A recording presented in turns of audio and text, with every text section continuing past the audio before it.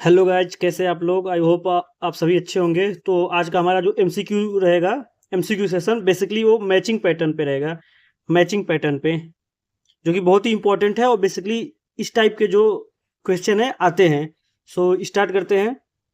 इसमें क्या है कि थोड़ा कंसेप्ट से, और इसमें एलिमिनेशन मेथड, इसमें जो कि एलिमिनेशन मेथड बहुत ही काम देगा। ऐसा होता है कि जैसे चार ऑप्शन होते हैं, तो हमें क्या एक या दो हुआ, उसके थ्रू हम क्या उसको कोड कर सकते हैं। So let's start. 82। देखिए बेसिकली इसमें बोला गया कि match list one with list two and select the correct answer by using the codes given below the list.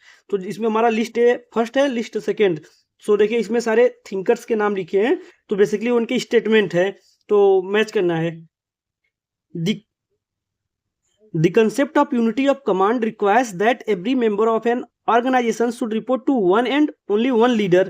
तो ये जो हमारा स्टेटमेंट है, ये हमारा स्टेटमेंट दिए थे आपके,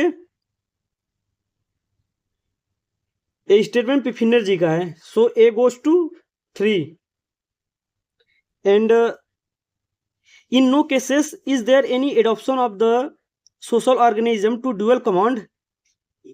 देखिए फिर से पढ़िए। In no case is there an adoption of the social organism to dual command. ये जो आपका कंसेप्ट है, ये हेनरी फ्योल जी का है।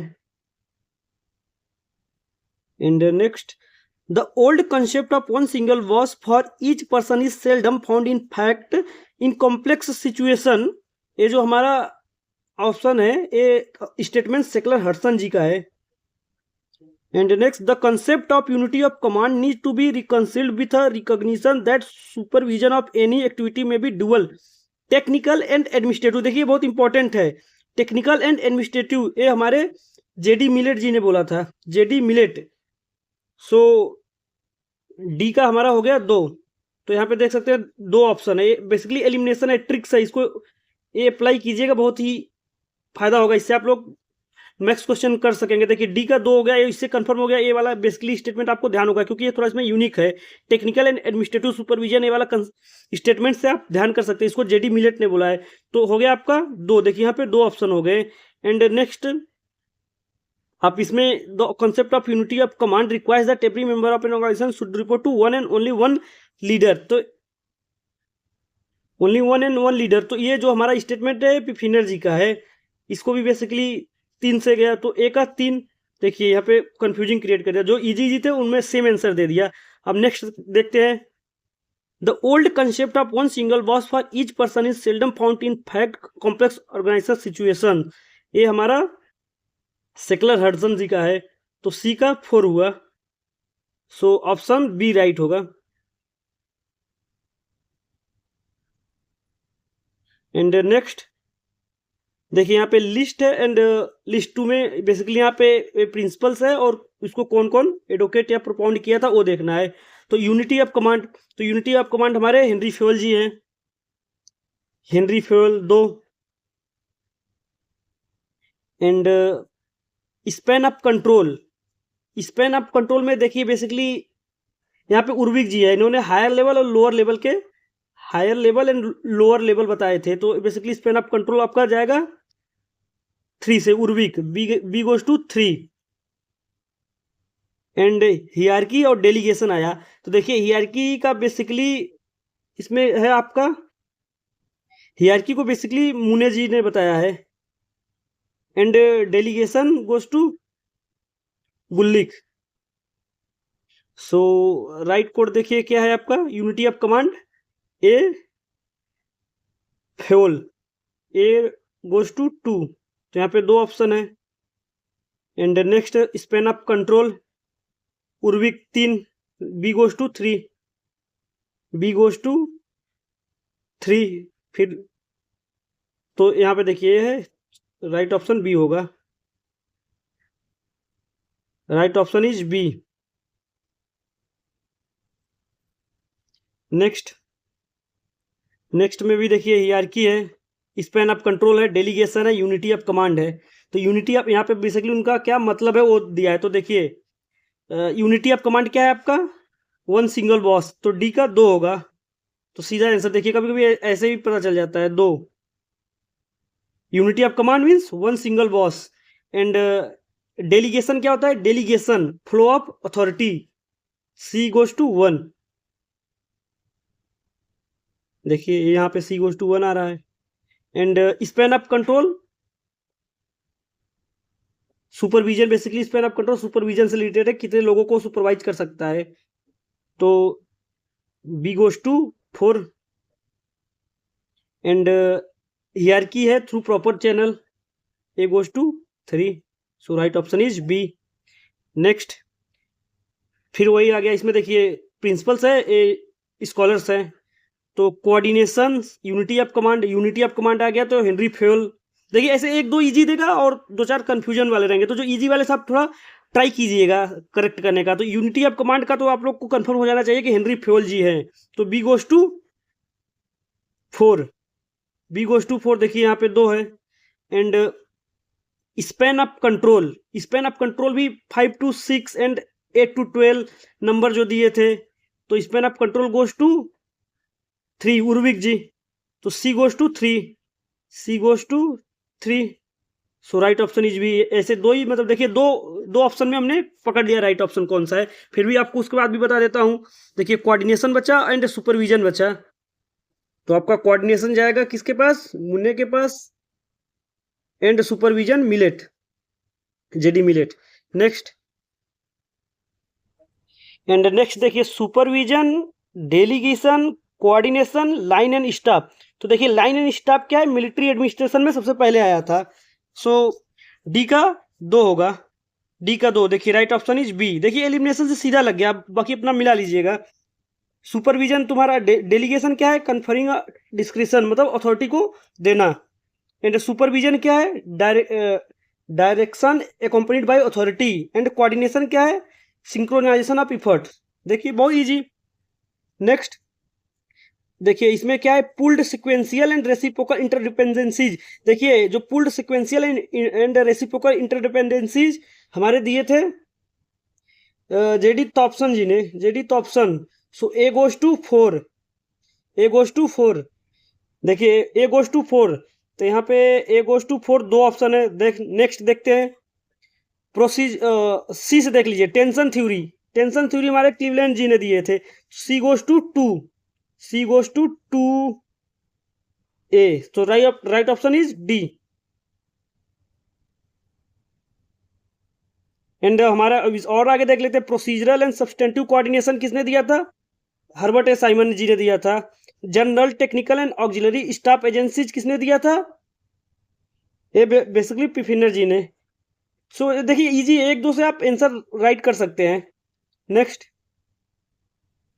अब देखिए स्टेटमेंट आ गया और ऑथर्स आ गए। सो स्टेटमेंट फर्स्ट में देखते हैं, पहला A, hierarchy is a method whereby the effort of many different individuals are geared together. देखिए ये जो स्टेटमेंट है मिलेट जी का है, मिलेट, जेडी मिलेट जी का। So A goes to 3, A goes to 3। यहाँ पे बी और डी दोनों में है 3। So next, every organisation must have its scalar chain, just every houses must have its drain. देखिए every houses must have its drain, ये statement आपका Urwick ji का है। So B goes to 4, B goes to 4, और 3 था पहले से। So right option is B. Next, ये देखिए बहुत ही अच्छा है, ये तो आप लोग कर ले जाएंगे, इजी है। 6 सबऑर्डिनेट किसने दिया था? 6 सबऑर्डिनेट मतलब जो स्पैन ऑफ कंट्रोल में 6 subordinate, 3 to 4, 10 to 12 and 5 to 6। 5 to 6 याद है? लिंडर उर्विक जी का लोअर लेवल का है। एंड 6 सबऑर्डिनेट हमारे दिए थे, एग्जैक्ट 6 दिए थे ग्रेकुनस जी ने। And 3 to 4, and 3 to 4 sir Ian Hamilton ji ने दिए थे। सो अब देखिए A goes to 4, A goes to 4। So option C is right, correct कर लीजिए। 3 to 4 जो हमारा बी है ऑप्शन, वो जाएगा सर आयन हैमिल्टन के द्वारा। एंड 10 to 12 हमारा जाएगा हाल्डने कमेटी का जो रिपोर्ट था। And 5 to 6 Lyndall Urwick. So right option is C. Next, tension theory, tension theory है हमारा हार्लेन क्लीवलैंड का। सो ए गोज टू 4, तो यहाँ पे दो ऑप्शन है। Next, span of attention Graicunas, B A Graicunas, so B goes to 5, B goes to 5। So right option is D. Gang plank आप देख ही सकते हो, गैंग प्लैंक बहुत ही फेमस है हेनरी फेवल जी का। Six, principle of correspondence, principle of correspondence आपका Luther गुलिक जी का है। नेक्स्ट देखिए, यहाँ पे बेसिकली अथॉरिटीज दिया है और कौन सी अथॉरिटी है वो दिया है, मतलब कि मीन्स है, एक्सप्लेनेशन है और या टाइप्स ऑफ अथॉरिटी है। सो देखिए, जो rest on law status and rules regulation, ये जो मतलब कि जो अथॉरिटी रूल्स रेगुलेशन पे होती है उसको बोलते हैं हम rational authority. 3, rest on exceptional personal quality, जो पर्सनल क्वालिटीज होते हैं करिज्मेटिक अथॉरिटी होती है। And lie in the job to be done, job to be done, lies in the job to be done, ये हमारा लाइन अथॉरिटी हो गया। And rest on the custom and precedents वाला एक ट्रेडिशनल अथॉरिटीज हो जाएगा। सो देखते हैं कोड क्या होगा। यहाँ पे हमारा ए गया था सी में, A goes to C and B goes to D 5, A goes to 3 और बी गोज टू 5। सो इससे देखते हैं, A goes to 3, B goes to 5, देखिए दोनों ऑप्शन आ गया। फिर नेक्स्ट देखते हैं क्या था। C lies in the job to be done, line authority 1, C goes to 1, C goes to 1।